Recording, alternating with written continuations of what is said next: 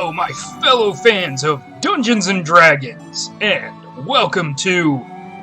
Well, it's not really Dungeons & Dragons, is it? This is Pathfinder Kingmaker. And so, I did decide a while ago that I wasn't going to stick myself just to Wizards of the Coast products anymore. So now, thanks to the people at Paizo and Outcat Games, they came out with a game that's much similar to the old school isometric D&D games. A lot like my current playthrough of Planescape Torment or the Baldur's Gate series, and I really hope this is kind of what the new Baldur's Gate comes out looking like, if they're going to do it this way. This is not my favorite way of playing these type of games. I really liked how they did the Neverwinter Nights games, but I've been pretty much playing this game for about a week straight, and I've been having a load of fun. So, I thought now's a good time as any to get started on a new game, new quest. I've played through the first couple of chapters, so I'm kind of aware of how the story proceeds and kind of how things work, but I'm not 100% sure where everything is, like I am with Neverwinter Nights. So this will be a little bit more discovery-based, and maybe we'll have some fun. So, this first episode, as usual with these type of games, we're going to start with character generation. So, let's get right into it. Alright, so I want to play the main story. We'll do these other scenarios afterwards, but yeah, let's start with the main story. And I like how they do have this set up. You can select your difficulty just straight up. You can either play it all the way from story mode, which you can't be critical hit, your dead companions raise after combat, all the way up to unfair. Requires substantial skills at CRPGs, a vast knowledge of Pathfinder's hit, and sometimes a sheer amount of luck with the dice rolls. Choose them at your own peril. So I hadn't chosen unfair yet. This is just a warning that you can be critical hit, death's door's turned off, which means your characters they die the first time they die. Death's door has been a really interesting idea in the normal playthrough, where it takes 2 character deaths to actually kill a character off. Your characters don't rise, and you do not remove negative effects on rest. But I'm just going to play through this at normal difficulty, which gives us the death's door. Your dead companions do not get up. You still have to resurrect them, and you do not get rid of all of your negative effects on resting. You do have to buy restoration scrolls at some point, or various other remove disease, remove blindness, that type of stuff. After the first chapter, you also have kingdom management, which I will, I guess, discuss with you guys, or we can have a discussion in the comments below about how you want to proceed with that. I'm thinking I'm going to skip most of the kingdom management stuff that's not story-based and cut most of it out. Just like, I'm pretty sure I'm going to be cutting most of the travel along the map out, just to kind of save some time. But we'll play on normal and continue. Yeah, I don't want to play any of these characters. I want to make my own character. Because why make a pre-made character when you can make your own? One of the things that I do kind of feel is a little bit limiting is there's only so many character portraits that you can choose. So sometimes it can be really hard to choose the one that fits you best. I am going to be building my cleric, necromancer. So, he is going to be a human male. I think I'm just going to use this guy. It's not going to be exactly perfect to the character I'm trying to build, but it's probably the closest. It's either that or this guy, but I don't plan on my character using a shield. So, yeah, we'll use this portrait. Right. He is going to be a human, body type 1. Just play around with the faces real quick. I think the original face works. I know there's a hairstyle in here that I like. Yeah, we'll go with the very long hair, very full, and give me a beard. Alright, so we've got quite a selection of hair color. I think I want to go with just the dark brown. We'll make him right-handed because I am right-handed. Class. Alright, so I want to play as a cleric. And I want the colors of my robes to be thusly. You can choose a number of, what are these called? Like subclasses, and each one focuses on taking some of the class abilities and changing them, or adding new ones. So, like, a Crusader is closer to what a Paladin would be. The Herald Caller is really good at calling powerful outsiders. Actually, the Summoner, from the playthrough, the Summoner is actually a very good subclass to kind of get into, but I think I'm just going to stick with the regular old Cleric. The Ecclesiarch also is okay. You get better healing, I think, but you can't wear armor. So we'll go with Cleric, though. Just regular, bog standard Cleric. And so now I get to choose my god or goddess. I'm going to be a necromancer, and usually if I play a cleric in the Galaran world, I usually go for Pharasma. I just like her pantheon, or her set of skills and abilities. And she kind of matches up with more of my real-life religious beliefs. But if we're going undead, there's only one, and that's Urgathella. She has the physical look of basically Hela from the Norse pantheon, but she's kind of the very opposite of how Hela is actually portrayed. But with that being said, I'm going to do that. I don't think I need to channel positive energy.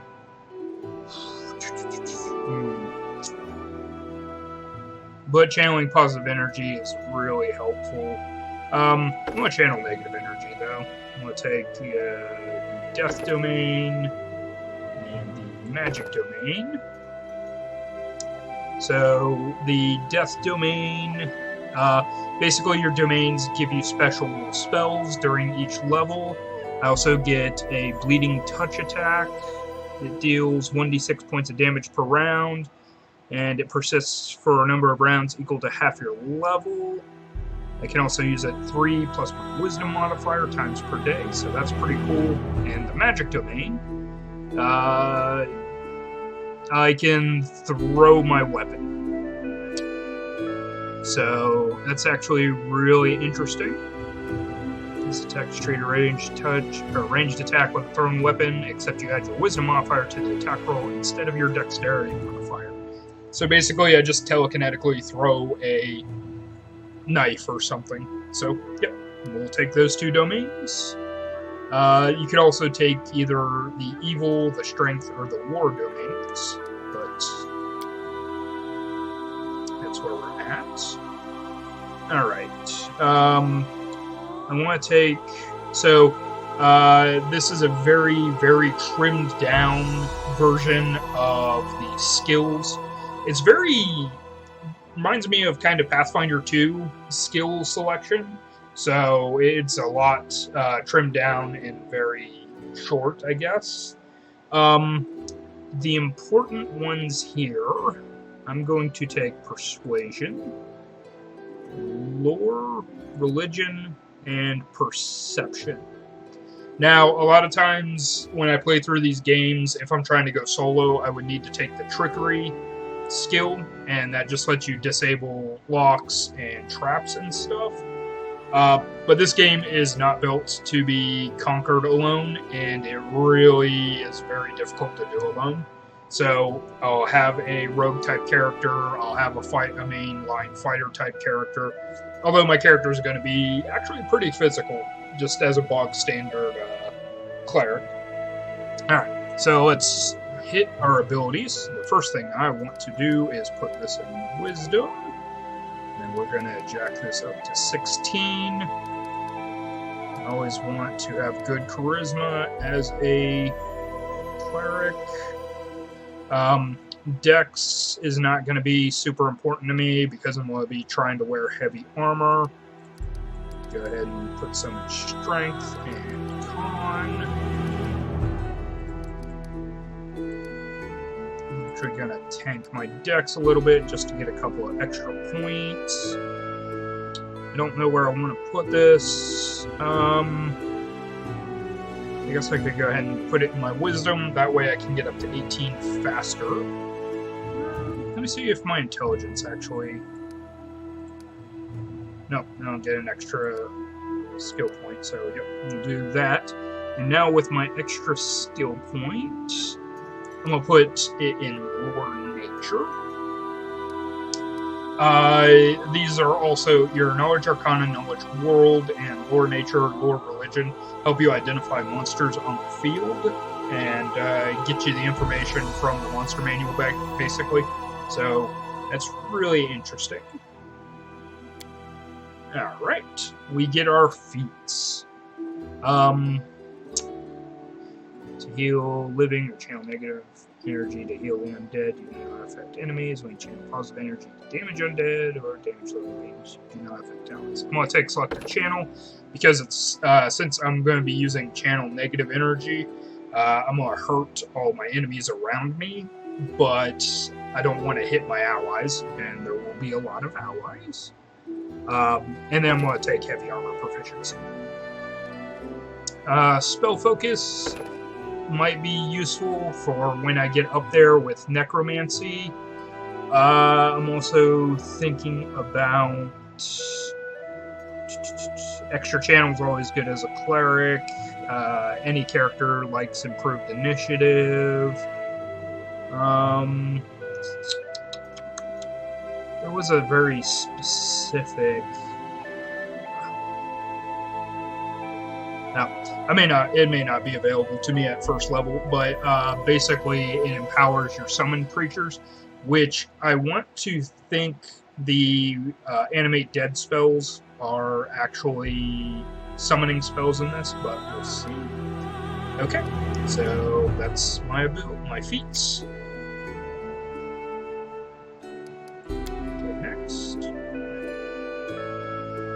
Oh, I clicked spell focus, so I will need to click on proficiency. There we go. Next. Alright, and as usual, we will enter the name. He is Kigro. No last name. Since I've been playing around with the voices, I kind of like the pragmatic Time's voice. not waiting. And we're going to make his birthday my birthday. 13th of Lamashan. And I think I have to be some form of evil or neutral. Nope, I can't choose any of these others, so I have to be either neutral or evil. So I'm going to go neutral. So that means I'm just going to have to carefully balance out any of the good things I do with any of the evil things I do, and just kind of play from there. But since I kind of already accept necromancy as a useful tool, a lot of choices are going to be easy for me to be evil on, because necromancy is always evil. Alright, so we'll be true neutral. We will be victorious! And that's just finishing up. You do get a couple of extra abilities, so we get the coup de grace ability, treat afflictions, fighting defensively. Detect magic is an ability that you can use in dialogue So it's actually kind of fun, and you don't have to have it out all the time. And our domains. So that completes character creation. And we'll get through this first bit of story, and then I think I'll call that an episode. Next time we'll get into the brunt of gameplay. So just have to wait for it to load.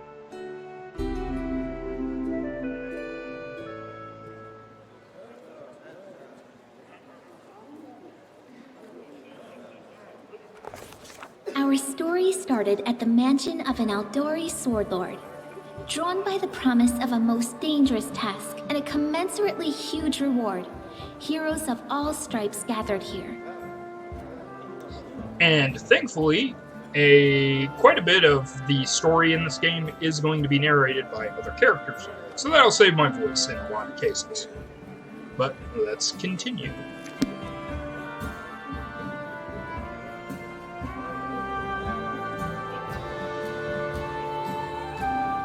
Where are they? This is taking forever! They didn't even say what this was for, just that the Aldori were looking for heroes. Who are the Aldori anyway? Rich folk? If you can't be patient, no one's keeping you here. Just go back to your mountains or whatever hole you crawled out of. The Aldori Sword Lords run the premier school for the dueling arts. They're also the richest and most influential group in this part of Brevoy. Take that tone with them, and they'll teach you some manners pretty quickly. Okay. One of the cool things about this, too, is if you don't know any of the backstory of Galaren or anything, a lot of their words are highlighted in this greenish font color, and if you hover over them, it'll give you explanations on what they're talking about. So, like the Sword Lords, our famed swordsman, Baron Syrian Aldori agreed to train a select group of pupils in his dueling techniques, and just explains who the Sword Lords are, as well as what Brevoy is. But, yeah. All right, you purple toad, just shut your trap. And if you can't, I'll help you. Hush! Quiet! They're coming. And there is the girl who was speaking just a moment ago in the book.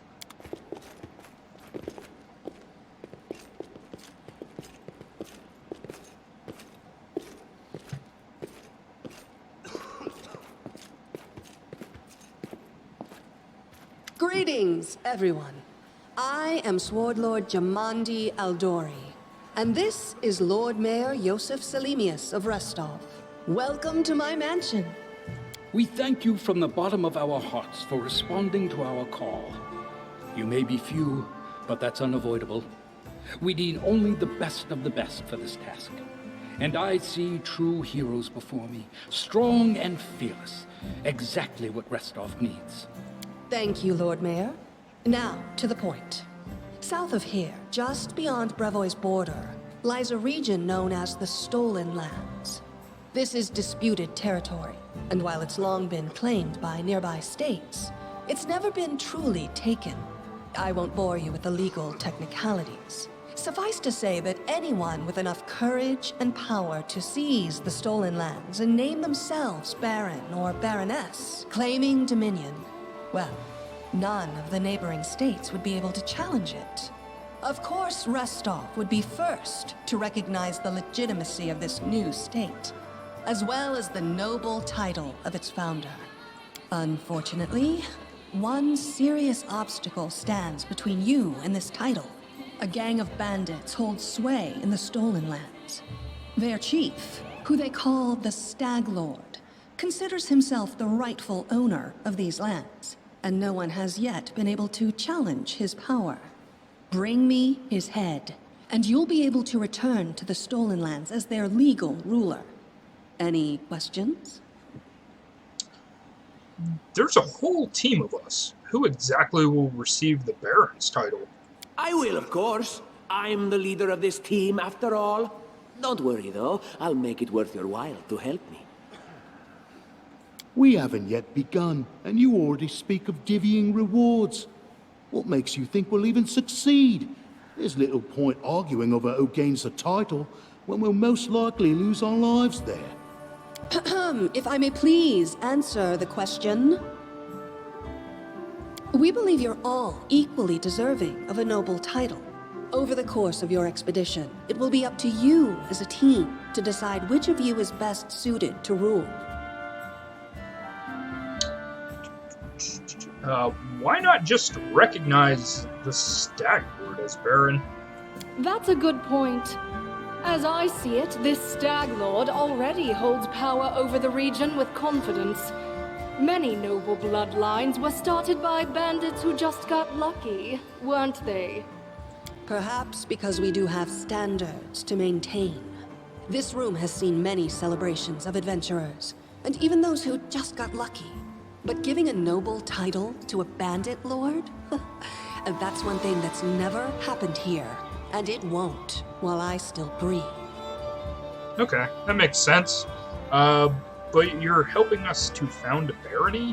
What do you gain from such generosity? Don't ask stupid questions. Why should you even care?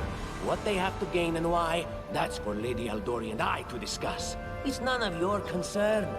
Your only concern is to swing your sword around or whatever it is you do. Of course, we stand to benefit from this enterprise. But if you're concerned that we intend to rule your country from afar, using you as a front, well, please know that these concerns are unfounded. Let's just say that we have a strong interest in the region's stability. We have need of a ruling power we can negotiate with, not bandit gangs and monster hordes. What is that smell in the air?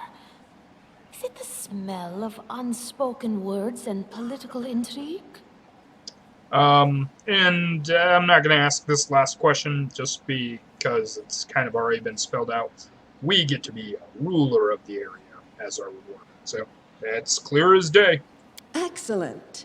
You venture forth tomorrow. For now, you can take some time to get to know one another better. Or you can head straight to your guest rooms to get some rest. You'll find we've already prepared supplies for you there. And thank you again for agreeing to take part in this expedition. I wish you luck. Thank you again, with all my heart, for replying to this call. The flare in your eyes reveals your courage, the unshakable will that distinguishes true heroes. I look at you, O champions of Restov, and doubt not for a second that you'll be victorious. So venture forth toward your feet, go, and return in triumph.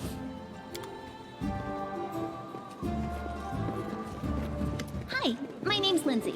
I'm a bard, though this is my first real adventure. So, shall we go teach this Stag Lord a lesson? I'm Kigro. Pleased to meet you. Likewise. Actually, I also wanted to ask you something. How do you feel about this Tartuccio fellow? I think he's pretty obnoxious personally. He appointed himself head of the team, and he's just after the Baron's crown, or whatever it is Barons wear. It doesn't matter. I don't like him. I think you should be team leader. When I first saw you, I couldn't help but think, now here's a real hero. Someone who'll be praised in poems and songs. This is the person I'll write my book about. Wait, a book? Damn, I should have led with that. Please, just let me explain. You know what the trouble with most heroes' biographies is? They're always written years later, based on the tales of, best case, people who saw things from the outside. Worst case, someone heard about it from their brother, who heard it from their friend, who heard it from their cousin, and so on, adding a new batch of lies each time. Every time I read about a heroic journey, I think to myself, why didn't they just bring a bard with them to write it all down properly? Because bards a lot of times can be very useless. And then I thought, I could be that bard. I just needed to find a suitable hero and volunteer to follow along on their glorious adventure. A great plan, huh? And here we are, with a heroic journey lying before us. Who's going to be the hero? Some dwarf who keeps muttering about how we'll all die? Or maybe that horrific scythe lady? Or, God's forbid, Tartuccio? No way. Not a bad plan. It's settled then. I'll accomplish the feats and you'll write them down. Deal. All right. I'm going to my room to write about tonight. See you in the morning. Alright, so now we have a chance, and our quests take up this area, so we can turn that off. But you can talk to a number of people here. The first person that's closest to me is Jafil. So we'll talk with her. What games Jamandi playing? I'm not used to feeling like a pawn. I think all the characters actually just talk. I don't think you get any conversations with any of them. Maybe Tartuccio. Nope. Tomorrow our glorious journey begins. Are you ready? I hope so. I don't need layabouts on my team. So, you'll notice that there are adventurers, and then there are named characters. Named characters are important allies or other NPCs. We'll turn off the tutorial, because I already know how this works for the most part. Casey. Beautiful, but very heavy. In my native land of Kadira, palaces are furnished quite differently. Alright, so with that, guys, I think this is a good place to cut it. Next time, we'll get right into the action as soon as I go and sleep in my bed. So, like I said, with that, guys, I'll see you next time, and I'm happy to start this new game of Pathfinder Kingmaker. See you then.